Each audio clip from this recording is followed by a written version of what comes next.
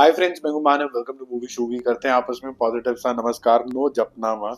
देखो, बाबा निराला जो है ना, काफी ज्यादा काइया तरीके का इंसान है। बहुत ही ज्यादा काइया तरीके का इंसान है। क्या चीज है जो उसको पीछे लेके धकेल सकती है?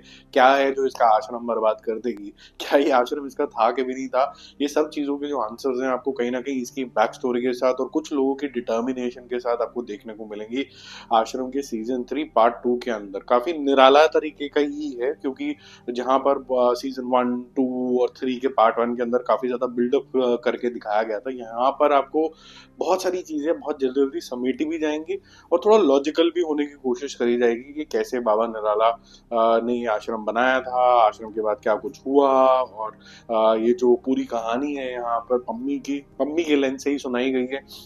सीजन 1 में पम्मी मानती नहीं है कि भाई बाबा निराला ऐसा कुछ कर सकता है। सीजन 2 के आते आते पार्ट जो सीजन 1 और 2 को लिंकेज बताया जाता है और पम्मी को कहीं ना कहीं पता चलना शुरू हो जाता है।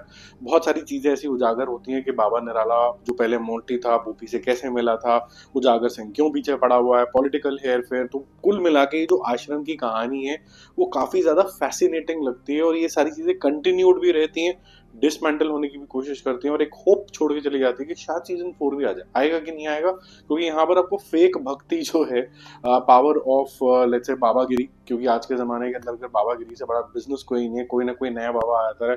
अब जब बाबा थोड़े से कम होने लगे तो आईआईटी बाबा भी आने शुरू हो गए। यहाँ पर अब्यूज बहुत से लेवल का दिखाया गया है। ये बहुत अच्छी चीज रखी है कि अब्यूज ऐसा नहीं है कि सिर्फ मेंटल टॉर्चर है, सेक्सुअल टॉर्चर भी है, फिजिकल टॉर्चर तक भी है, ड्रग्स हैं, गुंडागर्दी है, पॉलिटिक्स तो भर भर के है कि किस तरीके से पॉलिटिशियंस को बाबाओं की जरूरत पड़ती है, एंड वाइस वर्सा, किस तरीके से सारा चीजें चलता है।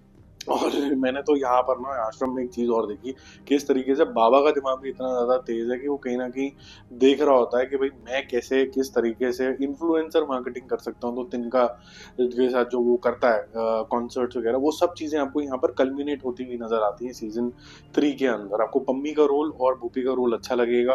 अगर मैं 5 जो एपिसोड को अगर मैं डिवाइड करने की कोशिश करूँ तो मुझे ऐसा लगता है कि 3 जो एपिसोड हैं इस बारे के, वो कल्मिनेशन में निकल जाते हैं। एक एपिसोड कंप्लीटली फोकस्ड है पम्मी और भूपी के ऊपर, जहां पर उनका गपागप वगैरह कुछ चलता रहता है, जो कि इम्पोर्टेंट है इस सीरीज के हिसाब से। कई लोगों को लगेगा बेतुका है, क्योंकि वो एक माइंड रूलिंग बिहेवियर है, वो सेक्सुअल रीजन नहीं है, माइंड रूलिंग बिहेवियर है। और उसके बाद आपको ऐसा लगने लग जाता है कि ये जो एक्सटर्नल फोर्सेस है, उजागर सिंह जैसे बाहर है, बबीता है, सीएम है, कई सारे लोग जो हैं मिलके वो बदला लेना चाहते हैं बाबा से, और बाबा कहीं ना कहीं फंसता चला जा रहा है। और वो क्या चीज है जिसकी वजह से वो फंस रहा है? क्योंकि हर बारी चाहे वो अब्यूज करे, कुछ भी करे, वो निकल तो जाता था चीजों के अंदर से। तो अब क्यों नहीं निकल पाता है या निकल पाता है? एंड जो है वो सेटिस्फैक्टरी है। अगर यहाँ पर एंड करना चाहें तो इसको एंड भी कर सकते हैं। अगर इसको और ढकेलना चाहें तो कुछ और नया ट्विस्ट ला सकते हैं। लेकिन हमने ये देख लिया है कि सीजन 3 में जो पार्ट 1 में, उसमें ज्यादा मूवमेंट नहीं हुई थी। 1 में हुई, 2 के अंदर भी चलो थोड़ा बहुत मान सकते हैं, 3 के अंदर स्लिप होना शुरू हो गया। अननेसेसरी कैरेक्टर्स, ईशा देओल वगैरह, ईशा गुप्ता वगैरह को ऐड करना पड़ा। ये सब चीजें करते कराते आपका थोड़ा स्लिपेजेस आने शुरू हो गए थे और यहाँ पर एक कंक्लूजन एंड हो सकता है।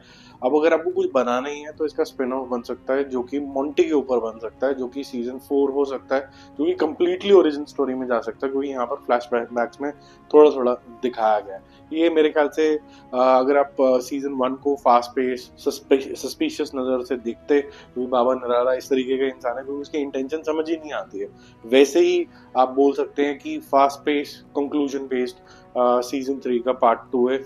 मेरे ख्याल से थोड़ा अंडर प्रेशर टाइप भी लग रहा था कि इसको जल्दी जल्दी अब खत्म करते हैं, और इसके आगे हमारे पास बताने के लिए, सुनने समझने के लिए ज्यादा कुछ बचा भी नहीं। बाकी हम जल्दी मिलते हैं और रिव्यूज और अपडेट्स के साथ। Stay connected, bye bye.